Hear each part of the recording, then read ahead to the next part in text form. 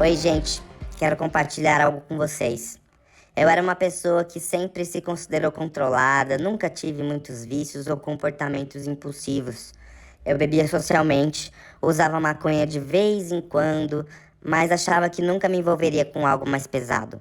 Tudo começou com um amigo que já tinha experiência com várias substâncias e que me apresentou a acetamina, ou K, como é chamada no meio. No começo, a ideia parecia inofensiva. Ele me falou sobre como a droga causava um desconectar do corpo e da mente, como se fosse uma pausa. Eu estava passando por um momento difícil emocionalmente, a ideia de me desligar das minhas dores fazia sentido. A primeira vez que eu usei, me senti leve, como se estivesse flutuando.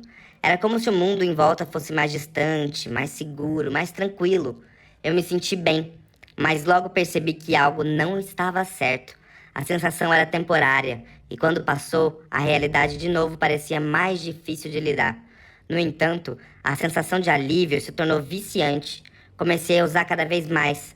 A ketamina me permitia escapar do sofrimento, mas cada vez que eu usava, parecia que a dor voltava mais forte depois. Não demorou para que eu começasse a fazer compras clandestinas e usar sozinha em casa. Eu sentia uma desconexão crescente com as pessoas ao meu redor, e foi aí que eu percebi que estava me afastando dos meus amigos e da minha família. Uma das piores partes foi perceber que, mesmo quando eu tentava parar, o desejo de usar voltava. E não era apenas sobre a droga em si, mas sobre o que ela representava. Uma fuga do que eu não estava conseguindo enfrentar na minha vida. A cetamina me deixou um alívio momentâneo, mas o preço que paguei foi perder a capacidade de me conectar com as pessoas, de viver no presente e, eventualmente, de cuidar de mim mesmo. Eu precisei de ajuda profissional para entender as razões pelas quais busquei essa substância e como ela me afastou do que realmente importava na minha vida. Hoje, sei que a ketamina não era a solução. Ela apenas mascarou meus problemas. E agora estou tentando reconstruir o que foi perdido nesse caminho. Pô, que relato, né, galera? E isso fica cada vez mais claro que alguns traumas antigos muitas vezes são facilitadores para a gente ter acesso a essas substâncias e usar essas substâncias, né? E a gente precisa muito falar sobre isso. Bem-vindos ao Moedor. Eu sou o Lucas Raniel. Eu sou o Cris Zanovski. E eu sou o Gabriel Cordeiro e concordo com você, Lucas. Será que essa busca por anestesiar uma dor, a gente não acaba criando outras dores? Exatamente. Bom, para moer esse assunto, hoje a gente tem um especialista em estudos de gênero, que também é doutor, e temos aí um bom assunto pela frente. Pô, mas antes disso tudo acontecer, vamos puxar aquele axé bem forte pra coordenadoria de ST pra gente começar esse episódio com o pé direito? Vamos sim. Um axé! Isso aí. Galera, o recado de hoje é muito importante, viu?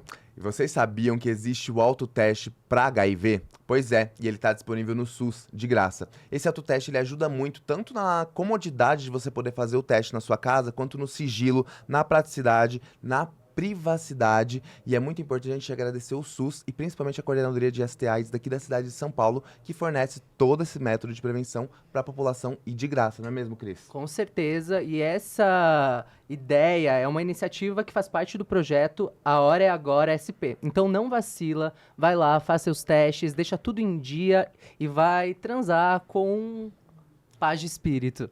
Exatamente, prevenção, que é muito mais importante, né, Gá? E com responsabilidade, exatamente, gente. Se você quiser saber mais, corre lá no Instagram da Coordenadoria de STI de São Paulo, no @ISTI de São Paulo. É rapidinho e super informativo. E aproveita e segue também a página da Coordenadoria, como o Gabriel falou, e já aproveita e segue a gente também, que é @moi_dor. E vai segurando, porque depois dessa vinheta tem muita coisa pra gente moer nesse episódio, hein? Fica aí. Puxa a vinheta. Puxa a vinheta!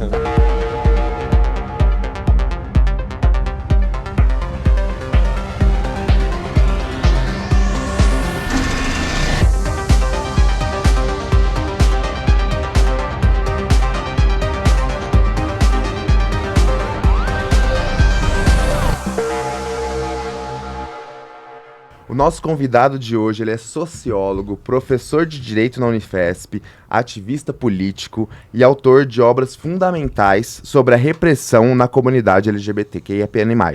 Também é especialista em direitos humanos e diversidade, com passagens pela Comissão da Verdade e participações frequentes na CNN Brasil.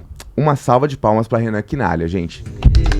Bem-vindo, Renan, muito bem-vindo. Olá, Lucas, Cris, Gabriel, um prazer enorme estar aqui com vocês hoje. Prazer é nosso, a gente tá até intimidado, porque olha, acompanho seu trabalho há alguns anos, mas é um prazer estar aqui com você, tá? Sim, sou Ainda mais fã. sabendo que a agenda também dele é disputadíssima, assim, né? E eu acho que é uma pessoa que tem um poder não só político, mas também como um poder de fala muito forte para a comunidade LGBTQIA+. Eu acho que da atualidade você tá aí dentro de um dos maiores nomes. Legal, Parabéns obrigado, mesmo. gente. Uma alegria estar aqui. Renan, como você viu aí no começo do nosso episódio, a gente fez um relato sobre a ketamina, sobre esse universo, né, do sexo com drogas, e é uma questão que tá pegando muito aqui na cidade de São Paulo, principalmente. Na sua opinião, o sexo com drogas, ele funciona como uma válvula de escape emocional, física, para quem sofre isso mesmo, com esse estigma social que a comunidade carrega há tantas décadas? Sem dúvida, Lucas. Eu acho que a gente tem que tentar fugir de uma moralização do debate, né? Para de fato colocar num campo de discussão mais sereno, mais lúcido de saúde pública, né? Dessa discussão. E a gente tem uma história como comunidade, as nossas identidades têm uma história, nossa identidade foi sendo produzida num lugar de marginalidade. E não foi uma escolha nossa, pessoas LGBTQIA+, isso foi uma imposição de uma sociedade que é hetero-cis-normativa, que nos colocou a determinados lugares tidos como marginais, por processos de violência, de exclusão, de estigma. Então a gente acaba sendo colocado nesse lugar. E as drogas aparecem como um caminho possível, muitas vezes, para buscar o prazer, né, para conseguir se conectar às outras pessoas, para conseguir lidar com problemas de autoafirmação, de autoestima. Então a gente tem uma associação aí colocada, né, que não é sempre da mesma maneira, depende da história de cada pessoa, depende de cada contexto, de cada localidade, de cada momento da história, mas fato é que a gente tem um determinado padrão aí, um perfil de aproximação desse universo nosso da marginalidade, do underground, né, com as identidades nossas e o modo como a gente busca prazer, e que de um lado é maravilhoso, né, porque a gente, enquanto comunidade LGBTQIA+, colocou o sexo e o prazer e a nossa sexualidade no centro. E não é fácil fazer isso, porque nossa sexualidade sempre foi estigmatizada, sempre foi um vetor de violência, por desejar quem nós desejamos, por termos uma identidade de gênero diferente daquela, né, que é imposta pelo sexo biológico atribuído no nascimento. Tudo isso faz com que a gente sempre estivesse sofrendo processos de violência, e a gente, a partir disso, que é muita violência, a gente conseguiu buscar caminhos para afirmar o prazer, para ensinar à sociedade a importância do prazer, do tesão. Isso tudo é incrível, e substâncias psicoativas, químicas, sempre tiveram na história da humanidade e vão seguir aí por muito tempo, certamente. Então, eu acho que a gente tem que tentar olhar para esse debate muito a partir dessa história, da nossa cultura, da nossa subcultura LGBTQIA+, que é algo muito caro para a gente, né, e tomar um cuidado para não jogar o bebê junto com a água, ou seja, tentar lidar com as situações e pensar essas situações, né, para ter uma relação que seja mais saudável, que seja não moralizante com esse tema aí, né? Acho que esse é o grande desafio que a gente tem. Eu acho, então, vivendo com HIV há 11 anos e estudando sobre HIV, eu acho que tem muito a ver com essas conexões, porque quando eu acessei esse lugar das drogas, desse refúgio, né, eu senti muito que foi isso, um lugar de refúgio, porque eu não estava me encaixando ou me sentindo incluso dentro de determinados grupos por conta do HIV, por conta de uma questão estética, que a pressão estética também está muito presente dentro da comunidade LGBT, né, e eu acho que a questão das drogas, como você disse, ela tem tudo a ver também com essa fuga, né, da realidade que a gente tenta ter por conta de todas essas marginalizações que a gente teve da história da comunidade. E aí, como o nosso projeto, para além de falar de sexo com drogas, é também falar sobre saúde, sobre prevenção, tanto que ele tem o apoio da coordenadoria de STIs daqui da cidade de São Paulo, eu acho que a gente aprendeu a se empoderar, né, sobre o assunto. E essa liberdade sexual, todas essas questões que a gente traz na nossa comunidade, vem desse lugar da libertação e do aprendizado mesmo. Porque hoje você fala de PrEP pra comunidade, todo mundo acaba sabendo o que é. Aí você joga PrEP pra uma população heterossexual, as pessoas não fazem ideia do que é uma PrEP, né? Exato. E é legal, tudo que o Renan trouxe, assim, é incrível, porque a gente até no episódio passado a gente falou, tá, mas héteros também usam drogas e também transam, né? Não é uma coisa específica da comunidade LGBT. Exato. Só que, diferente deles, eu acho que a gente consegue lavar essas roupas sujas entre nós. No sentido de se autoanalisar, né? Porque senão vão ser mais mortes e a gente acaba sofrendo. É um sofrimento que a gente acaba sentindo muito na pele, né?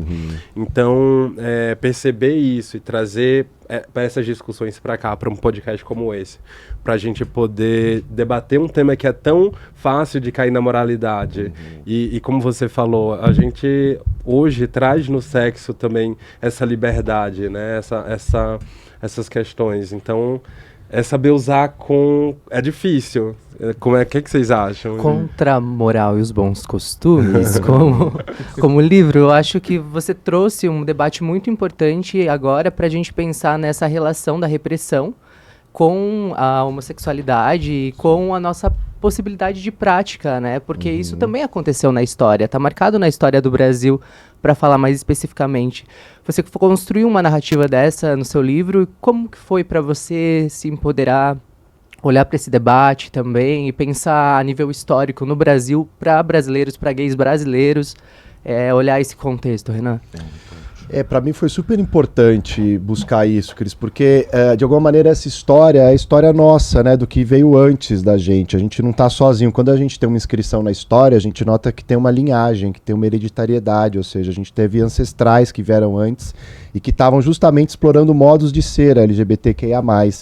Descobrindo, construindo isso, né? Não está dado, né? Não é quando a gente nasceu que a gente ganha uma carteirinha para fazer parte dessa comunidade do Vale Encantado, né? A gente vai se construindo, se vendo nos outros e aprendendo pela nossa comunidade, porque não é na família em geral que a gente aprende isso. Hoje nós temos famílias LGBTI+, mas isso é muito recente do ponto de vista legal e do ponto de vista social mesmo. Então a gente se aprende pela comunidade. Eu aprendi com os gays mais velhos o que era ser gay, onde tinha lugar de pegação, onde era possível sair à noite, onde era seguro ir, onde não era para ir, onde era o banheirão, onde era a praça pública que tinha pegação. Ou seja, você vai aprendendo um pouco nos códigos, né, que são partilhados na comunidade. E a mesma coisa, eu acho, em relação a essas construções, né, que a gente falou aqui de uma fuga da realidade, às vezes com a relação com as drogas, mas que na verdade é a construção de outras realidades, em que a gente caiba mais, em que a gente se ajuste mais, em que a gente se veja mais ligado às pessoas ali. Acho que as drogas também têm um pouco esse papel. Até porque, acho que nossa comunidade historicamente, né, e desde a ditadura, quando o movimento se organiza, que está nesse livro Contra a Moral e os Bons Costumes, que você mencionou, a gente tinha uma sociabilidade que era essencialmente, a gente só saía nos bares, eram os guetos, né? Da vida noturna, a gente só existia à noite, ou seja, durante o dia você podia existir socialmente, mas dentro do armário, era, né, uma coisa muito ainda pouco falada, era uma coisa muito moralizada, assim, de as pessoas viverem um pouco às sombras, né? Então, à noite que era possível sair e a gente ia para bares. E não é porque o povo LGBTQIA+, é um povo animado, que adora ferver e ir para bar, é porque a gente foi também colocado nesse lugar, a nossa subjetividade foi produzida como uma subjetividade de pessoas que vivem à noite e que vivem se divertindo e dançando e se libertando, e o corpo, e lidando com o corpo de outra maneira, com a sensualidade, com a sexualidade, e tudo isso é incrível, é um patrimônio da nossa história, da nossa construção, mas que tem esses efeitos colaterais, ou seja, a partir desse lugar também a gente tem uma inclinação, por exemplo, ao uso de substâncias químicas de maneira mais compulsiva, pelas várias questões da nossa subjetividade. Como você disse, Gabriel, não é uma questão exclusiva nossa, acho que na nossa sociedade a gente tem várias situações de dependência química e de histórias de sujeitos que acabam, né, se entregando a isso ou sendo capturados por isso, por várias razões, né? Mas a nossa comunidade tem uma coisa que é uma afinidade eletiva, ou seja, a gente está sempre trabalhando num certo limite de construção da nossa subjetividade com a violência. A gente sempre flerta com a violência. Flertar com a violência permanentemente, né, é um pouco lidar com o lugar da autodestruição, dessa pulsão de morte. Enfim, a psicanálise trata muito isso também. Então, eu acho que todo ser humano tem isso, não é uma exclusividade nossa só porque a gente tem uma orientação sexual dissidente, uma identidade de gênero dissidente, mas para a gente particulariza de uma forma específica, né? Acho que é interessante olhar para isso e ver que a gente aprendeu a crescer e se constituir e existir nesse lugar. É um lugar de limite na sociedade sempre. A gente vai tensionando, o que é muito bonito de um lado, porque a gente abre mais a sociedade, torna a sociedade mais plural, a sociedade mais diversa. A gente briga por essa inclusão para acontecer e isso transforma a sociedade, mas ao mesmo tempo, nosso lugar é sempre da margem, é sempre desse lugar de tensionamento. E dá para pensar nesse lugar da margem como um lugar também de borda, assim? Um lugar onde a gente vai encontrando os nossos limites? Sim, eu acho que tem várias questões interessantes para a gente pensar. Acho que, de fato, uma coisa que é preciso demarcar é que a gente, não vai para esse lugar porque a gente quer, porque é o caminho natural das nossas existências. Eu acho que é uma sociedade que nos produziu, nos fez incorrer nesse lugar, né? Ou seja, ao ser marginalizados, ao sofrer as violências, ao receber sempre esse estigma, a gente vai buscando meios de sobrevivência e de partilha e de pertencimento que a gente vai encontrar nessas bordas, é o lugar onde nós estamos. E a partir dessa existência nesse lugar que é mais marginal, que é um lugar de exclusão, de preconceito, de violência, é que a gente vai buscando caminhos possíveis. Então acho que com muito pouco a gente consegue fazer coisas incríveis. Isso é nossa história, né, enquanto comunidade. Porque a gente criou espaços, né, e a pista de dança é uma delas, à noite, a ferveção, né, isso tudo, as ruas do centro, a Vera de Carvalho aqui no centro de São Paulo, ou seja, são lugares, territórios simbólicos e físicos mesmo, territoriais mesmo, né, assim, que a gente conseguiu fazer de existência, de laço, de conhecer outras pessoas, de ampliar nossos repertórios. E eu acho que isso tudo é muito incrível. Só que isso tem uma certa também, nem tudo é só flores aí, né? Ou seja, a gente tem uma série de questões que vão associadas a essa existência, tem um preço a se pagar, né? Tem um efeito colateral, tem uma dor de parto dessa existência nossa, que passa por esse lugar, muitas vezes, de lidar com a borda, né? E lidar com a borda é sempre esse lugar de um não lugar, ou seja, a gente vai procurando certos ajustes, às vezes mais assimilados à sociedade, reproduzindo certos padrões, às vezes menos, mas eu acho que a gente sempre vai lidando com isso faz parte da existência, não tem uma solução a ser dada para isso, né? Acho que isso é qualquer indivíduo no seu processo de existência na sociedade e com o nosso caso agravado por uma questão, uma marcação, né, de desvio do ponto de vista da sexualidade, da identidade de gênero. Então eu acho que a gente tem vários caminhos que a gente foi traçando sobre isso e possibilidades. Alguns passam de fato pela relação com as drogas e com o uso de substâncias de maneira mais ou menos saudável, né, na história de cada um, inclinações também que podem ser genéticas em relação a isso, ou seja, aí há pesquisas, né, especialistas que vão abordar essas questões no campo da saúde em sentido mais estrito, mas eu acho que a gente de fato precisa refletir e elaborar sobre isso, por isso que é tão importante a gente abrir um diálogo. Por quê? Porque a gente não tem referência, as pessoas vão experimentando suas vidas, experimentando as drogas e substâncias nas suas vidas a partir do que elas acessam, né, de maneira muito no varejo mesmo, né? Conhecendo uma pessoa, apresenta essa aqui para você, você vai para uma balada, teu amigo tem uma coisa aqui, aí você vai, e a gente vai aprendendo e a gente não tem, né? O fato de ser moralizado, de ser tudo proibido, coloca num lugar ainda mais agravado de marginalidade e de tabu, e da gente não poder falar sobre isso. E aí as pessoas não sabem que isso aqui tem determinados efeitos colaterais, que isso aqui em exagero pode provocar um tipo de dano, que isso aqui, então acho que a gente tem que debater mais sobre esse assunto, falar mais sobre prevenção, sobre o sexo associado a isso e também sobre redução de danos em relação ao uso. Porque é um dado que as pessoas estão usando e vão seguir usando, e as substâncias químicas fazem parte das nossas vidas. Várias delas são legalizadas, como o álcool, por exemplo, né? A gente está vivendo um momento aqui no Brasil que a maconha logo logo também vai ser descriminalizada ao menos, né, com a decisão do Supremo. E a gente tem um processo aí que numa tendência histórica, que se a gente for para frente, espero que a gente vai ter várias outras substâncias cada vez mais descriminalizadas ao menos. E aí o debate é sobre como a gente educa e se educa no uso dessas substâncias de maneira responsável, de maneira mais consciente sobre elas. Eu acho que é muito isso, né? Eu uso, fazendo comparação com uma frase de uma grande infectologista que é a Márcia Rachid, principalmente para a juventude, né? Quando ela fala em um documentário sobre HIV que jovem é jovem, o jovem ele vai se colocar em uma situação de vulnerabilidade. E eu acho que a droga e o álcool fazem parte dessa situação também. Então eu acho que a educação tem que partir desse lugar escolar, desse lugar, porque a gente sabe que no ambiente em casa muitas vezes não vai acontecer. Não, os pais não têm preparo para lidar, né? As gerações não têm. E juventude é isso, juventude se define pela rebeldia. Sim. É uma geração contra a outra. Se é uma geração não se levanta contra a outra, a história não anda.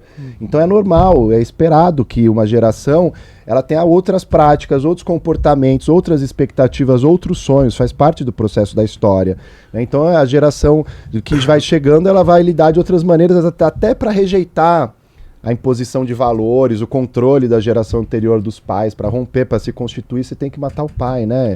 Velha coisa freudiana também aí. Então, a gente precisa fazer esse avanço, né? De entender de maneira mais natural, mais orgânica, mais tranquila mesmo, que essas coisas fazem parte das nossas vidas, vão seguir fazendo. E se a gente moraliza e proíbe e põe pro campo da lei, da repressão apenas, a gente não lida com nada, a gente joga para debaixo do tapete. A questão, assim, eu vejo, né? Tem-se muita sensibilidade para falar de sexo sexo e de drogas, principalmente voltadas à infância, etc. Mas eu acho que entre nós, homens gays hoje que principalmente moram em grandes centros urbanos, que tem a questão dos aplicativos de relacionamento, que estão constantemente convivendo com esse tipo de coisa, eu acho que a conversa ela pode ser mais fluida e deve ser mais aberta. Porque, como você falou, eu acho que o grande problema é não se falar sobre isso, o efeito de que um GHB causa, o efeito que uma ketamina causa, o que é metafetamina, o que é etina, que essa linguagem são muitas vezes emojis dentro desses aplicativos. Falar também o quanto que está acessível hoje o acesso a drogas, é muito acessível. Então, inclusive dentro de aplicativos a gente já tem até venda de drogas medicamentosas que são elaboradas por farmacêuticas, né? Tipo, a gente vê aí ansiolíticos, porque as pessoas usam Ritalina, Rivotril. A gente vê as pessoas vendendo e usando essas substâncias dentro dos aplicativos, mas também tem aquilo que dá o rebote, né? Que faz a pessoa conseguir dormir, porque são drogas muito fortes. Tipo, eu fiz o uso de metanfetamina durante o ano de 2020 inteiro. E eu sei o quão pesada é a droga, porque eu já passei 4 dias acordado. Então, assim, a gente vem desse lugar. E aí, sabendo que não é mais uma questão de segurança pública, e mais sim de saúde, né, Renan? Você acha que a gente tem que ter mais uma atenção, a saúde pública tem que ter uma atenção voltada mais para a comunidade LGBT quando o assunto é sexo com drogas, o uso dessas substâncias? Sem dúvida, eu acho que vocês trazem um ponto fundamental aí, que Cris também tinha mencionado antes, perguntado, né? Acabei não contemplando isso, mas que é a nossa mudança de esfera de vida, ou pelo menos deslocamento do modo como a gente vai vivendo para os aplicativos de pegação. Porque antes a gente tinha esses encontros que eram feitos nas baladas, nos bares, nas boates, eventualmente nos banheirões, nas praças, lugares de pegação das cidades, assim, né, espalhados pela cidade. E de sexo casual mesmo, sexo fácil, sexo rápido, ou seja, passava um pouco por aí, né? E a gente hoje em dia tem essa virtualização da vida que também não é algo só nosso, é da nossa sociedade, do nosso tempo. A gente está capturado pelas telas hoje, as telas tomam horas e horas dos nossos dias para trabalho, para lazer, para sexo, para pornografia.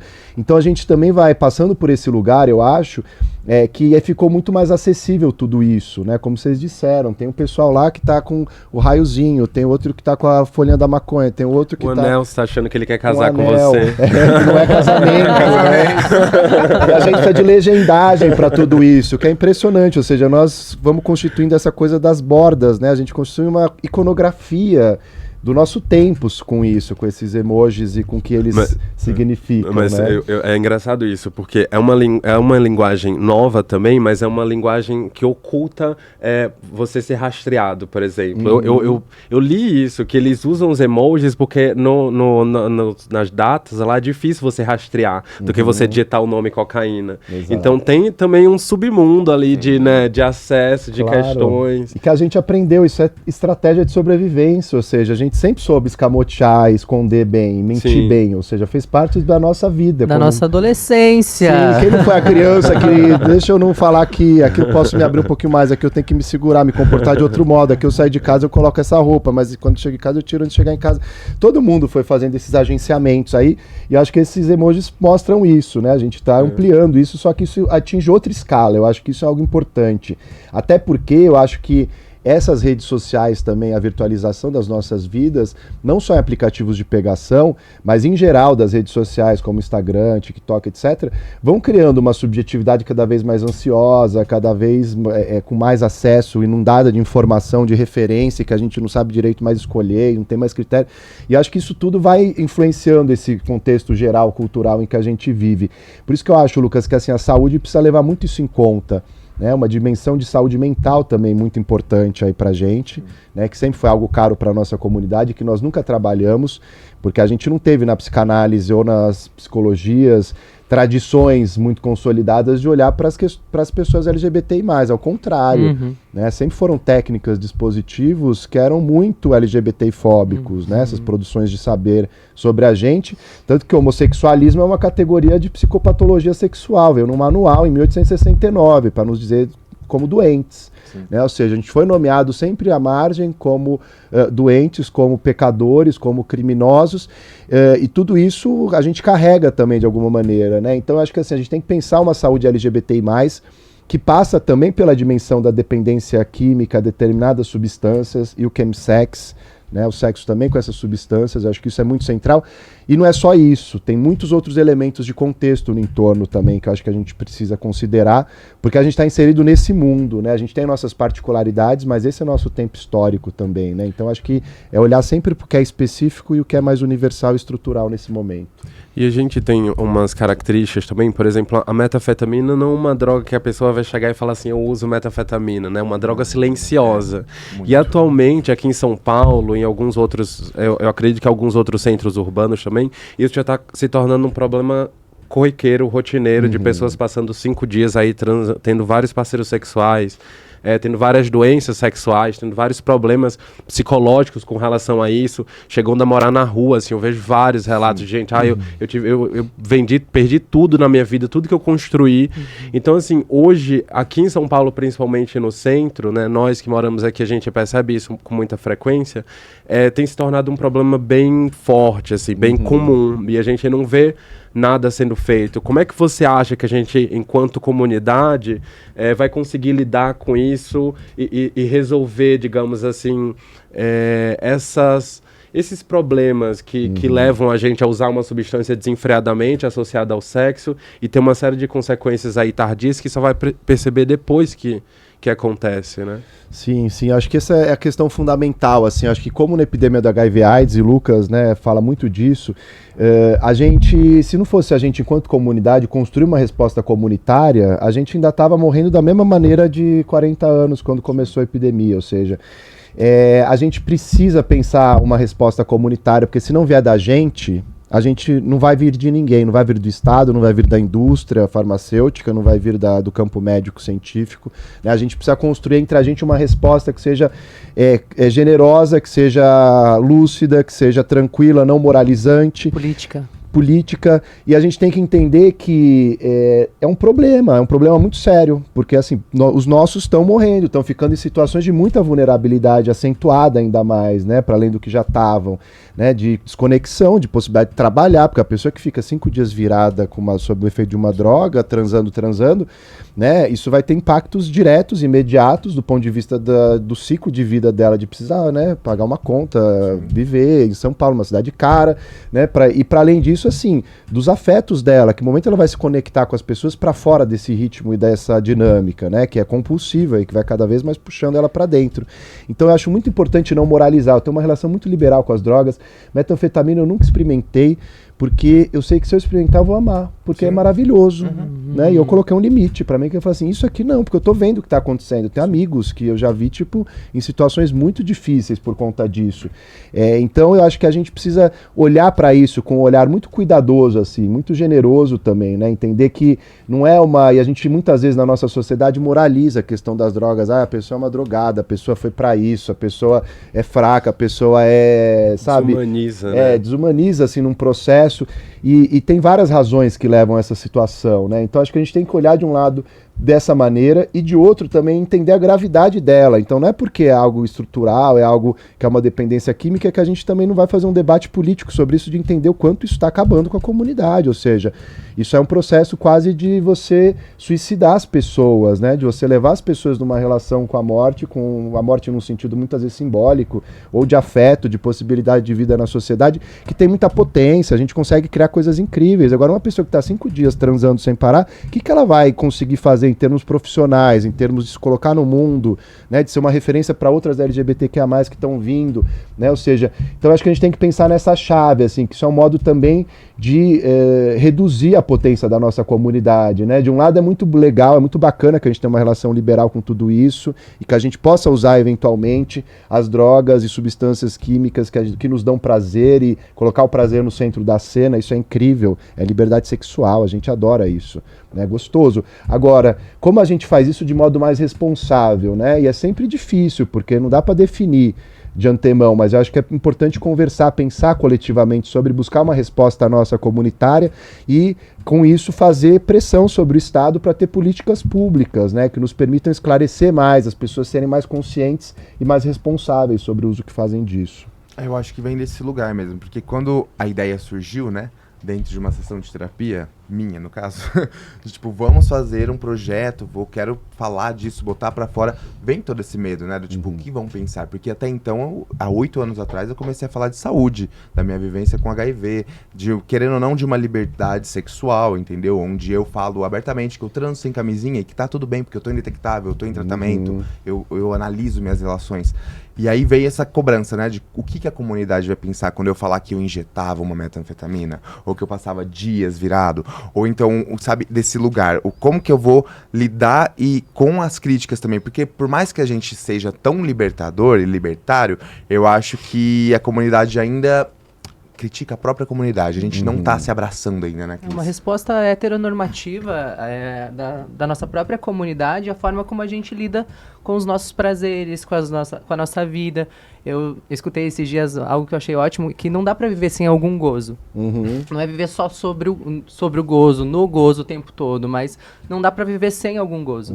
E eu acho que a gente acaba indo pra esse discurso porque tem uma parte nossa que tá muito internalizada com aquilo que pediam da gente, com aquilo que demandavam da gente, inclusive na adolescência, com a mentira, com tudo isso, e a gente ainda acaba respondendo num padrão que não é nosso, de relações, com relação à droga, com relação às nossas vivências, os nossos afetos, e de alguma forma parece que isso ainda vai centralizando os nossos debates políticos sobre o que a gente precisa enquanto sociedade para dar uma resposta a isso. Onde você acha, Renan, que trava as coisas para a gente poder articular uma nova resposta, se enlaçar mais enquanto comunidade? Você acha que é na política? Onde você acha que as coisas travam para a gente ter discussões como essa a nível maior? Assim, e ao resgatar esse senso de comunidade que existia, né? Principalmente durante o começo da epidemia de AIDS, que eu sinto que isso a gente foi largando. Hoje em dia tem gay atacando gay, gay atacando travesti, e tipo, eu acho que não é esse lugar também, né? Sim, eu sou muito do caminho da política sempre, né? Acho que a política, apesar de eu ser um professor de direito, a política é o elemento central, acho, das nossas existências, né? A nossa existência ela é inevitavelmente política, ainda mais sendo uma pessoa LGBTQIA+, por esse lugar de subalternidade que a gente ocupa na sociedade. Então, esse vai ser o caminho sempre, eu acho, né? De construir política pública, de disputa dos espaços parlamentares. Tem eleição agora em outubro, né, eleição importante municipal. É fundamental que a gente tenha pessoas LGBTI+, ocupando esses espaços nossos de representação, seja no executivo, seja no legislativo, seja no sistema de justiça, porque se a gente não tiver, a gente não vai conseguir produzir política pública que trate de maneira sóbria, para usar uma palavra, um trocadilho, né, dessas questões, né, ou seja, mas sóbria e sensível também, né, entender todas essas camadas, aí, mediações que a gente está conversando aqui.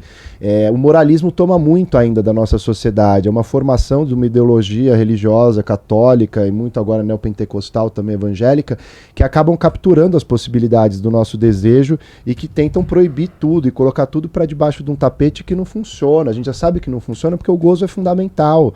E nós vamos buscar, ele se coloca, ele vai levar a gente para esses caminhos, o desejo leva a gente para esses caminhos. Então a gente tem que encontrar modos de lidar com isso de maneira que seja mais real, mais realista também, né? Mais sincera com a gente mesmo, com o que a gente espera e como a gente quer estar no mundo. Agora, eu acho que a gente avançou muito, né? Acho que a gente tem uma comunidade muito mais diversa, muito mais plural. Isso também traz certas dificuldades, porque antes a gente era mais homogêneo, né? Era assim, tudo viado, tudo bicha. Era o GLS, que era o homossexual dos anos 70, 80, nos 90 vira GLS, os entendidos. A gente tinha categorias que diziam sem dizer, né? Ou seja, a gente era tudo um outro do heterossexual e do cisgênero. E o outro era um só, né? Parecia um bloco. E a gente não é. Hoje a gente fala comunidade LGBTQIA+, não tem uma comunidade, são várias subcomunidades. Sim. Dentro de cada letra mesmo, né? Em cada letra e dentro de cada letra tem uma diversidade gigantesca. Isso também dificulta uma coisa de querer algo que nos unifique a todos, a todas e a todes, né? Então, a gente vai ter que lidar também mais com essa diversidade, né? E com mais gente, por exemplo, moralista dentro da comunidade, reproduzindo essa moral hegemônica dentro da própria comunidade. Então a gente vai ter que também, acho que ter vários desses embates e conversas para entender o que nos unifica, o que pode nos unificar e construir esse repertório comum. E eu acho que a demanda por uma política de saúde, né, mais ampla, que passe pelas questões também do chemsex, sem moralizar, de redução de danos, de um debate esclarecido sobre essas coisas, de um atendimento em saúde pública sobre isso, de mudar a educação médica, né, educação dos psicólogos, psicólogas e tal, do campo psi, a gente precisa mudar a mentalidade dessa turma que vai nos tratar, que vai nos receber nos consultórios, nos ambulatórios, né, nas clínicas. Ou seja, a gente precisa também fazer um debate com a sociedade que é muito amplo. Eu acho que a política é o caminho para isso. Sim, eu acho que a gente está caminhando já, assim, para o final. E eu acho que eu queria trazer um pouco, assim, a gente está vivendo um tempo de retrocesso, né? Principalmente por conta dos últimos anos, dentro da política. Você... Rapidão. Pode falar. Porque do que o Renan falou, eu pensei em 3 pontos que eu acho que são muito legais de trazer, que envolvem muito quando a gente fala de redução de danos, né? Que a primeira é humanizar. Eu acho que todo debate com relação a drogas, os ativistas, eles falam sobre humanizar o usuário, que né, a gente já tem essa ideia, traficante, a pessoa usa droga, então a gente já coloca longe. E eu acho que a questão do cuidado também, e nós enquanto pessoas, como que a gente pode cuidar dos nossos amigos? Como que a gente pode cuidar dos nossos? Como que a gente pode não ser a pessoa que vai indicar uma droga que sabe que aquela pessoa pode viciar? Então, ao indicar uma droga, será que aquela pessoa, que potencial que ela tem, né? De uma questão assim. E também, assim, usar drogas com acompanhamento médico. Eu acho que isso é muito possível, assim, o seu psiquiatra saber que você usa alguma substância, o seu clínico geral saber que você usa alguma substância, ou o seu amigo, porque vão ter pessoas que vão estar te acompanhando ali também, de certa forma, né? Para cuidar e para zelar ali dessa experiência sua com a substância. Sim, inclusive quem me ajudou muito foi meu infectologista, Álvaro Costa. Um beijo. Nessa época, né? Eu acho que isso é muito importante. A gente ter esse cuidado em conjunto, rede de né? cuidado, de proteção, é fundamental. Sempre foi para a nossa comunidade, é o que nos segurou sempre, né? Uma rede dos nossos, é isso que é a comunidade. E acho que a gente tem que cultivar isso e falar de modo mais sincero e aberto. É inconcebível que a gente ainda tenha receio, medo, vergonha de falar sobre prática sexual, sobre uso de drogas com os médicos que nos atendem. Ou seja, não dá mais para ter esse receio. Os médicos têm que olhar para isso, porque isso vai ter interações com o que ele vai te receitar de uma medicação, seja no seu tratamento com infecto, com outra especialidade. Então tem um campo de saúde LGBT+, eu fico feliz de ver, que está crescendo. De médicos, médicas comprometidos assim com uma visão mais ética, né, da profissão deles, do cuidado, do olhar, da atenção específica para a nossa comunidade, porque tem questões específicas de uma mulher lésbica no sistema de saúde, de uma travesti no sistema de saúde, de uma pessoa HIV positiva no sistema de saúde, ou seja, tudo isso a gente precisa olhar e educar essas pessoas que nos atendem, né? Acho que isso que é também um dever da gente enquanto comunidade em movimento, fazer uma educação, disputa do Estado, né, das universidades, para que a gente consiga, de fato, ter um atendimento mais humanizado nesse sentido e essas redes se constituam de modo mais orgânico. Sim, agora caminhando para o final mesmo, eu quero agradecer a presença, né, porque eu acho que é um dos convidados mais esperados aqui desse projeto que a gente está fazendo com o Moedor. E eu queria falar, né, desses tempos de retrocesso que a gente está vivendo, ainda tem esperança, Renan? E aí eu já quero aproveitar para caminhar para o final, para você deixar suas últimas considerações, suas redes sociais, para falar para a galera te acompanhar também. Tem muita esperança no futuro, eu acho que, e no presente também, acho que a gente está num processo de disputas que faz parte, eu acho que muito do que a gente está vendo de reação é fruto das nossas próprias conquistas, ou seja, a gente conseguiu tensionar muito essa corda, a gente conseguiu avançar demais, a gente poder produzir um conteúdo desse aqui, numa conversa aberta, franca, né, sobre temas que são temas muito delicados, sensíveis, e que a gente consegue elaborar sobre coletivamente, pensar sobre isso é incrível, isso é impensável não há 10 anos, talvez 5 anos, assim, um período muito curto de tempo a gente conseguiu ampliar debates importantes, ainda num momento de crescimento do conservadorismo na nossa sociedade, que a gente sabe que tem acontecido na política, em outros espaços. Mas eu acho que a gente está conseguindo abrir esses debates, a gente tem conseguido publicar mais sobre esse assunto, circular mais material em rede social, né? Eu acho que tudo isso tem ajudado a entender mais sobre essa temática. A gente tem uma comunidade hoje muito mais diversa, muito mais potente, um movimento que está muito mais capilarizado, organizado. A gente tem uma Secretaria Nacional LGBTQIA+, no Brasil para operar as políticas públicas, ainda que com limitação de orçamento, de estrutura, mas é importantíssimo que tem, ocupado por uma travesti, né, uma ativista travesti importante na nossa trajetória. Então acho que tem várias coisas, né? A gente tem os direitos reconhecidos, e acabou de publicar um livro, né, que eu organizei com outros 2 colegas, a gente publicou um livro sobre um balanço desses direitos, ou seja, o Brasil conseguiu avançar muito formalmente no reconhecimento dos direitos, ainda tem uma caminhada enorme para tirar do papel, efetivar, mas eu acho que isso tudo mostra que a gente tem avançado muito, isso dá para a gente vislumbrar futuros possíveis muito interessantes para a nossa comunidade, para as nossas existências. Não vai ser fácil, não é um caminho, né, linear, assim, progressivo, que a gente vai acumulando, e logo a gente chega na total liberdade, no paraíso. Não existe isso na história. Sempre vai ter disputa. É importante a gente do lado de cá estar sempre em contato, estar sempre em rede mesmo, em comunhão, organizados para poder fazer a resistência que a gente vai precisar fazer e fazer as lutas que a gente precisa fazer, que os tempos vão exigindo da gente também.